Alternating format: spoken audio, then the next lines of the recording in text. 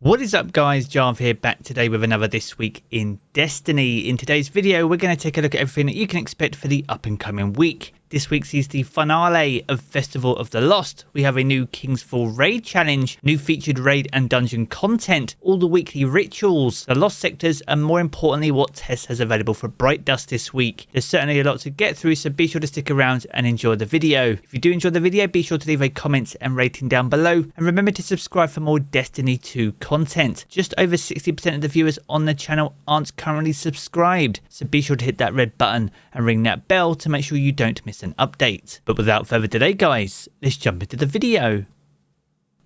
Another week and another This Week in Destiny. This week is the final week of Festival of the Lost, so if you're still chasing out some of the new weapons that were introduced as part of this year's event, or you haven't picked up all the items that you can get from the upgraded event card, then make sure to pick them up before the end of the week to make sure you don't miss out on some of that sweet festival loot. Now, as for the King's Fall challenge, we have a new challenge for this week called Devious Thievery. This takes place at the War Priest encounter. Now, to get this challenge done, players must steal the brand of the initiate within a couple of seconds of taking the brand claimer buff. Now, this challenge is all about timing and a well-coordinated team, and those members of the fire team that are claiming the buff will need to wait until there's 5 seconds left before running over to their fire team to take the brand. This is certainly one of the trickier challenges in the King's Fall raid, not because of difficulty, but because of timing and due to some of the latency issues experienced over previous weeks. But if you and your fire team can pull it off, you'll get access to an extra raid chest offering some additional harrowed loot. Now next up we're going to move on to the featured raid and dungeon content for the week. This week sees the Last Wish return as the featured raid. Now as the featured raid, all the raid challenges will be available, and it's a perfect opportunity to get some of those triumphs done for that Riven's Bane seal. Now as well as that, you can also farm the Riven encounter for ethereal keys, as you can repeat this encounter over and over again,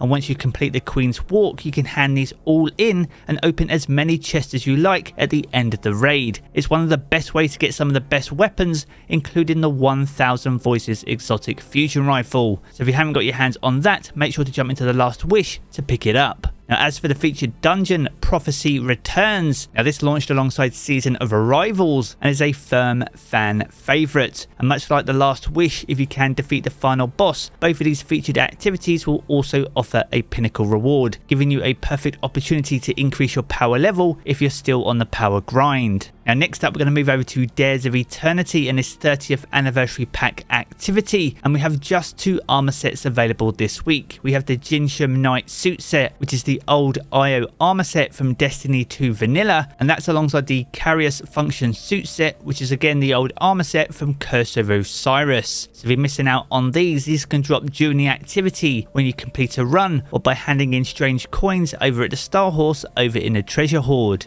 Now as for the weapons, we have a massive range this week, all from a Season of Arrivals and Season of the Worthy. We have the Nature of Beasts hand cannon, the Fallen Guillotine, the False Promises, the Temptations hook, the Cold Denial, the Whispering Slab bow, the Hollowed Words, the Seraph carbine, the Officer revolver, the CQC-12 shotgun, the SI-2 sidearm, the VY-7 submachine gun, the Seraph machine gun itself, and also the Truth Teller grenade launcher. There's some awesome weapons on offer, with some excelling this season, so make sure to jump in to get your hands on those. Now next we're going to move on to the weekly rituals, and we have a new Nightfall for this week, which can be found over in Exodus Crash. This is the strike that was taken away to be reworked and returned to the game, and finds itself returning as a Grandmaster Nightfall this season. Now if you can knock this out with your fire team, you'll have a good opportunity to get your hands on the Horror's Least, which is the weapon expected to be in rotation. However, due to issues with Mindbenders earlier in the season, and this only dropping with 1 perk instead of 2, we could see Mindbenders return as part of the hotfix this Tuesday. Which one of these 2 weapons would you like to see in rotation this week? Be sure to sound off down in the comments below.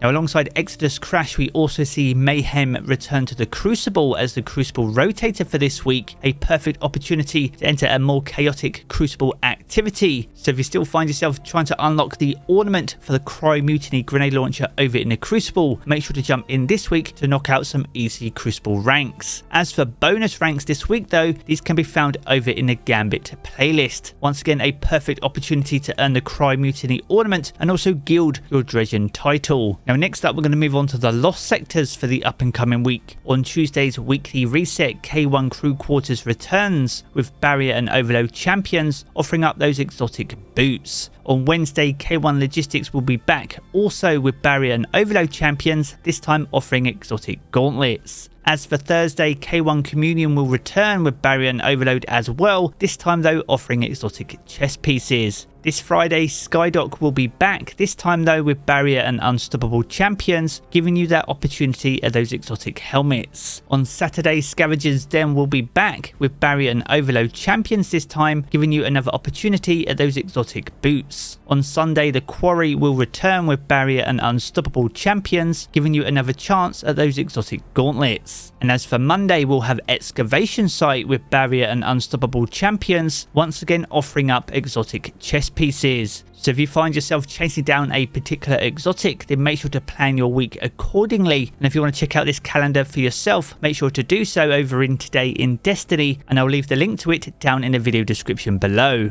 Now as we enter week 11 of Season of Plunder, there are no new seasonal challenges, but with that being said, there's some sweet loot over at Tess over in Eververse this week. Now over in the featured Bright Dust shelf, we have the Retrograde Tora, an exotic ship that's brand new for this year's festival event. So if you haven't picked this one up, this will set you back 2,000 Bright Dust this week. That's alongside the Star Horse Mask, a brand new mask ornament for this year's event. Now you have been able to pick this up for 400 silver, but you can pick it up this week for 1,500 Bright Dust. That's alongside the Moonrise Ghost Projection, also brand new for this year's event, and this will set you back 1,500 Bright Dust this time around. Now as for the shader this week, this is called Flower Child, brand new for this year's event, and as you can see is an awesome animated shader, one of very few in the game and well worth 300 Bright Dust. So if you'd like to look at the effects that you can see here on my Warlock that I think look absolutely awesome, make sure to pick it up before the end of the Festival of the Lost event. Now over in the main Bright Dust store, we have another exotic emote. This is called Buster Ray, again brand new this year and has been costing people 1,000 silver. So if you want to save those real world pennies, you can pick it up this week for 3,250 Bright Dust. That's alongside a new multiplayer emote called Hold Me. Now this emote has been costing 800 silver in Eververse, but it can be picked up this week for 1,250 Bright Dust. Next up we have the Papercraft Shell, an awesome paper shell for this year's event. So if you're looking to pick this one up before the event finishes, make sure to do so, and this will set you back 2,850 Bright Dust. That's alongside the Majestic Winnie, an absolutely awesome exotic sparrow. Now this is an absolute must, and if you haven't picked it up for silver just yet, you can pick it up for Bright Dust this week, and this will set you back 3,000 Bright Dust. Next up we have the Finch Mask, another mask ornament, again brand new for this year's event. This one has been 300 silver in Eververse, but can be picked up this week for 1,200 Bright Dust. And the penultimate item on offer is the Winged Nightmare Projection, an Oryx and Crota themed ghost projection. So if you missed out on this one, this will set you back 1,500 Bright Dust this week. And the final item on offer is an awesome exotic weapon ornament for the Grand Overture, and this is called Promethean Prelude. Now this is brand new for this year's festival event as well, and can be picked up this week for 1,250 Bright Dust.